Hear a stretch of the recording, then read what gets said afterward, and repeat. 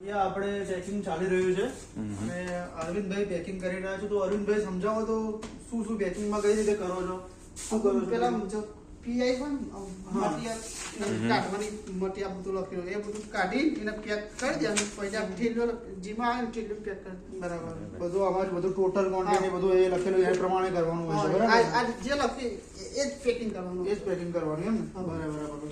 પછી બીજું દેખાડો તો આ બધું જો ગાઈસ તમે જોઈ શકો છો આ બધું પેકિંગ ઓલરેડી એમને કરેલું છે સવારે આવીને.